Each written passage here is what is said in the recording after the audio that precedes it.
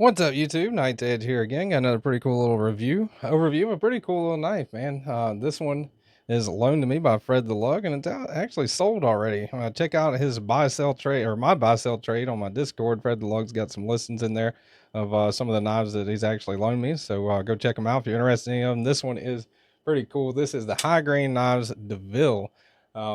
Reading off of the website anyway, the description: the Deville knife is meticulously designed to embody both style and functionality, which I think it does a fairly decent job of, come to think of it.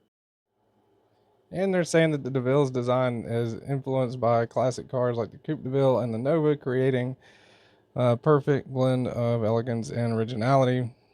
Proud of the final result and hope you'll love it too. So that's just coming from High Grain's website on that.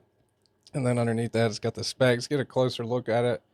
So looking at it, you got a really nice kind of gold marble carbon fiber inlay on top of titanium. Nice pivot collar right there.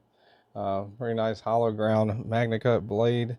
And they're saying the HRC on that is 62 to 63, which is pretty good. Pretty unique cleaver shape on it.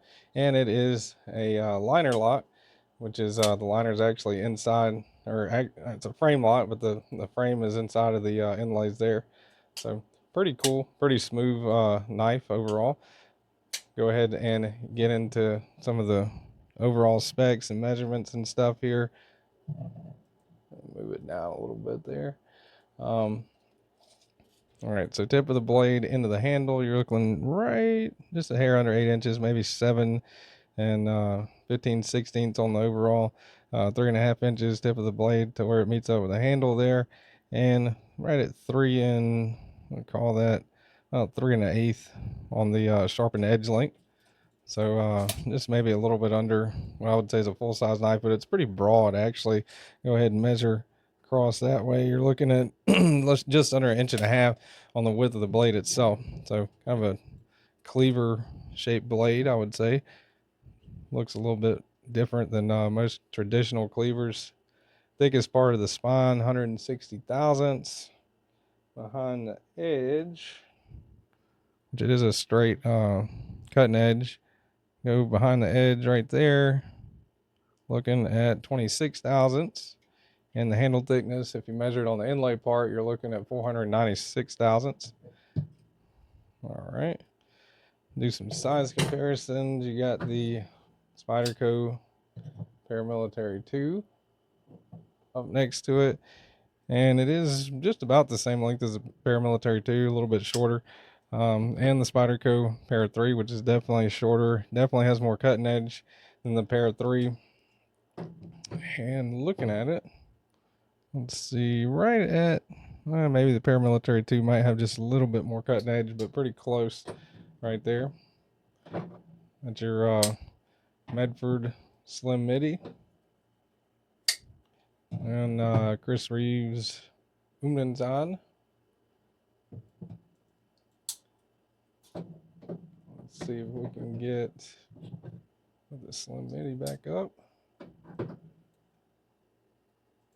Common objects right there. That is your 8-inch USA made crescent wrench and your DeWalt framing hammer.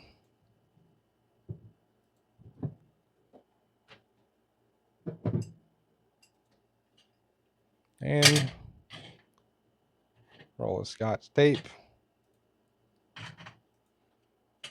All right. So that'll do it, I think, for size comparisons. Let's see. There's the scale.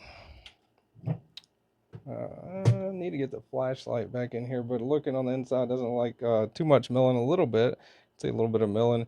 Nice back spacer there. That is titanium on the back spacer, and the handle scales with that carbon fiber inlay. I'm gonna guess center of weight seems like it's right around where the pivot's at, maybe right behind it.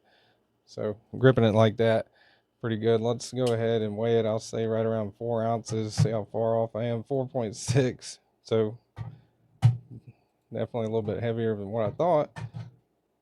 4.7, but still not too far over the ounce and inch ratio.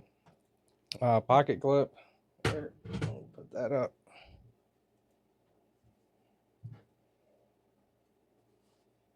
Nice milled titanium pocket clip, no hardware visible from the outside. Feels pretty nice in pocket, goes in and out just fine. It is a little wide with that broad shaped blade, so definitely keep that in mind. You got like more narrow pockets. Looks pretty good from the outside though, and it is only mountable for right-handed carry. Hardware check, you got a single-sided captive pivot on this side, and on the clip side, T8 right there, T8 on the lock bar screw, yeah, T8 on the screw on the body on the inlays, and what I would think would be a T8 inside, but possibly a T6, T8 all the way around with a single-sided captive pivot. It's a good thing. Front flipper works pretty well on it. Pretty easy to front flip the index like that. No issues there. Reverse flip works great on it. I like the design of it. I like the way that fuller is on there with the hole at the end of it. Pretty easy to actuate. Very utilitarian kind of knife. You can choke up on it with that flat right there and do like some rope cuts or pull cuts. So pretty neat knife. I know it's not for everybody with the blade shape for sure, but I think that's pretty cool. It's definitely my type of knife. And thanks to Fred the Lug for loaning me this one. Oh, the action on it. Check that out. So whenever you clear that detent right about there,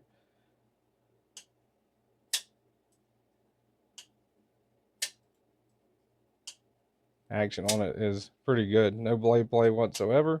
And the centering on it, it's centered up pretty good. That bag spacer, again, does extend from the center of the handles all the way and wraps around here. So that's pretty cool. Helps keep a lot of extra trash and gunk and stuff like that out.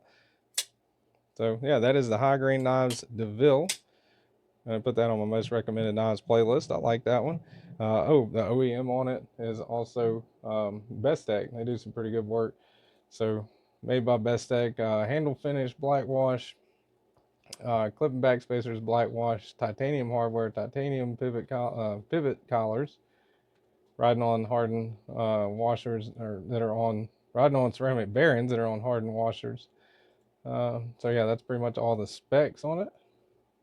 And these are currently sold out. They go for right around 380 bucks, which is a little bit high, but whenever you compare it to stuff like Kumwu and some others, I would probably like to see that price to be competitive. I would say it should be around like maybe 300, but overall, not a bad knife at all. Really like that one.